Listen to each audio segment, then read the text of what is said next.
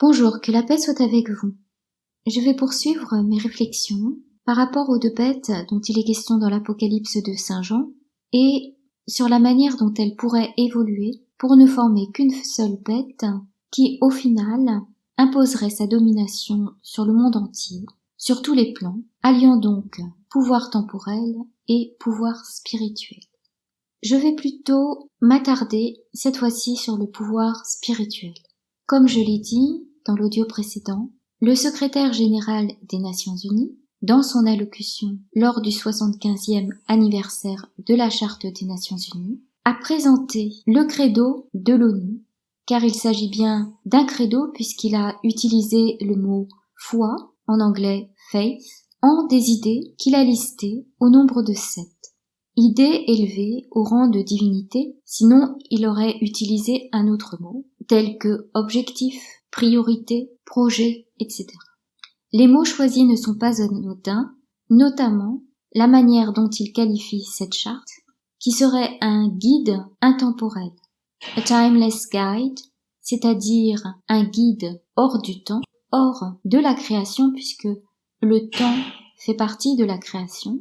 En clair, ce guide spirituel se placerait au-delà de la création, dans une sorte d'intemporalité créée par l'homme lui-même au nom d'idées ou de principes qu'il se serait forgé lui-même et auxquels tout homme devrait se plier. Il s'agit bien d'une dictature de la pensée. Le secrétaire général des Nations Unies, en cela, a posé les rails dans lesquels tout être humain devra se positionner. Il s'agit des fondements de la dictature de la pensée. On en a eu déjà un aperçu par rapport à l'OMS. Il s'agit donc bien de la religion annoncée. Cela est clairement exprimé et ne prête à aucune confusion. En termes choisis, on l'appelle le laïcisme. Le fait de le nommer tout de suite le rend plus transparent. Car le problème dans ce qui se produit aujourd'hui, c'est qu'on n'arrive plus à mettre les mots sur ce qui se passe, et il est difficile, sans le vocabulaire, de cerner ce qui se déroule sous nos yeux avec notre participation béate, car peu éclairée, mais suffisamment pourtant. Et pour que l'éclairage soit suffisant pour opérer un déclic et permettre à la pensée de ne pas s'enferrer dans les ornières qui nous sont présentées, il faut trouver le terme adéquat pour appeler un chat un chat. Voilà, j'ai posé les bases d'un commencement de réflexion en lâchant le mot qui fâche, le laïcisme dont il est vraiment question dans ce credo qui le hisse au rang de religion. Car sans cela, nous risquerions de passer à côté de l'essentiel. Et l'essentiel est ici, il s'agit bien de la religion qui nous sera imposée. Qu'en est-il des autres religions ?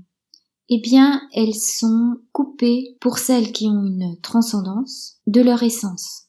Les autres qui n'ont pas de transcendance ne subissent pas de changement. Elles s'intègrent parfaitement dans le cadre qui leur sont destinés, qui est le cadre éducatif. C'est là que l'on voit les différences fondamentales qui font que les trois religions monothéistes se démarquent des autres, puisqu'elles ne peuvent pas être assimilées à un projet éducatif, une philosophie de vie. Elles sont bien plus que ça, elles sont transcendantes. Elles ne peuvent pas se limiter à ce que l'on voudrait nous faire croire être le tout, qui reste particulièrement très étroit, limitatif, réducteur et au final morbide puisque l'on coupe le lien avec Dieu qui est hors de ce tout que l'on voudrait nous faire croire être l'essentiel. Le pape François en a dessiné les contours au travers du pacte éducatif. Il se pose donc non plus en chef religieux, mais en philosophe ou quelque chose de similaire. Ces derniers mois, je me suis demandé s'il n'avait pas subi un lavage de cerveau, car ses propos semblaient très éloignés de l'enseignement traditionnel catholique.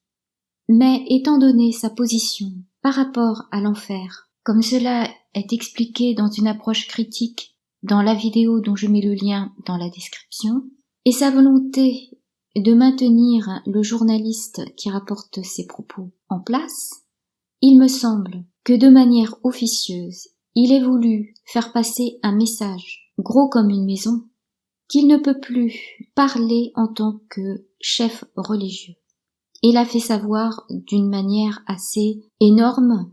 C'est un peu comme s'il faisait un appel de pied ou s'il tentait d'attirer l'attention d'une manière ou d'une autre pour signifier qu'il y a anguille sous roche et que c'était à nous de comprendre la situation et d'en tirer les conséquences. Car évidemment, il ne pourrait le faire ouvertement et officiellement, bien évidemment. Il faut garder à l'esprit que tous ceux qui sont à la tête des pouvoirs temporels ou spirituels sont soumis à des dilemmes qui engagent leur responsabilité. Et l'on se rappelle le cas du Liban où la population a très certainement été prise en otage, un plan machiavélique a été mis à exécution et des personnes en sont décédées, d'autres meurtries, une large majorité en subit encore les conséquences désastreuses, notamment la division des familles puisque les enfants ont été déplacés par ceux qui sont censés protéger les enfants. Je pense qu'il faut savoir lire entre les lignes. Pour ce qui est de l'Église catholique, elle restera toujours une sainte, et je le rappelle, le pape, élu de Dieu, l'est depuis plusieurs mois maintenant. J'en ai eu la vision. Cela dit, le pape François, se présentant comme un chef de file, somme toute peu catholique, puisque se gardant bien de présenter la croix, c'est-à-dire de rappeler le salut des hommes proposé par Jésus, qui s'est sacrifié pour le rachat des péchés, des hommes qui croient en lui et qui sont inscrits dans le livre de vie. En clair, il signifierait ainsi que le trône de Pierre serait vacant, bien évidemment de manière apparente, puisque le pape élu de Dieu est déjà là, et il signifierait donc qu'il faudrait faire attention de prendre ces propos pour ce qu'ils sont, c'est-à-dire dans un cadre purement éducatif et non religieux. Cela dit, il ne me semble pas que le pape François soit le faux prophète annoncé, puisqu'il se dédouane du rôle religieux qui normalement lui incomberait, en endossant un rôle de chef de file dans le domaine exclusivement éducatif. Il me semblerait plus que ce rôle serait endossé par quelqu'un qui aurait une relation beaucoup plus proche avec la fonction du secrétaire général de l'ONU, donc d'une personne ayant un poste clé, proche de cette clé de voûte, alliant pouvoir temporel et spirituel. C'est pourquoi mon regard se tourne plutôt vers la Turquie, étant donné la teneur du discours du président Erdogan à l'occasion de la 75e Assemblée générale des Nations unies et de la nomination de l'ambassadeur turc Volkan Baskir à la présidence de l'Assemblée générale. Selon ces paroles, traduites bien entendu, cette assemblée devrait être la voix et la conscience de la communauté internationale. Dans son allocution, il insiste sur le caractère multilatéral des relations internationales, mais surtout, il est annoncé qu'il souhaite une restructuration du Conseil de sécurité. Bien entendu, je le suppose, pour que la Turquie ait voix au chapitre. Il insiste bien sur le fait que l'Assemblée générale doit refléter la conscience commune. Donc, il s'agirait d'apporter des changements profonds. Il est à noter aussi qu'il souhaite une production de vaccins pour l'ensemble de l'humanité. Il est important d'en avoir connaissance.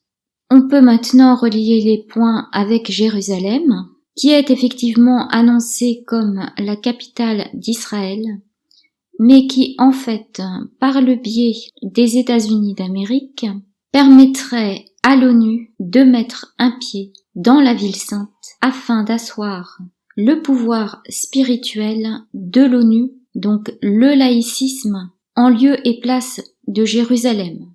Cependant que le président turc y voudrait asseoir sa propre domination en utilisant la religion musulmane dont il réussit à imposer dans son propre pays les fondements grâce notamment aux frères musulmans. Et cela en y mettant un pied, bien sûr, grâce à la partie est de Jérusalem revendiquée pour le compte des Palestiniens qui, jusqu'à ce jour, sont laissés pour compte. Et cela paraît très inquiétant, car nous allons faire face, à cause de cela, vraisemblablement à une guerre. Le pape François a bien évidemment vu les choses à l'avance, et pour parer le coup, je pense qu'il a, à cet effet, annoncé qu'aucune guerre n'est juste. Il indique de ce fait aux fidèles de rester à l'écart de ce conflit. C'est ainsi, à mon avis, que les choses devraient se présenter. Bien entendu, je peux me tromper, et j'espère que je me trompe, et je prie pour qu'il n'en soit pas ainsi. Que la paix soit avec vous.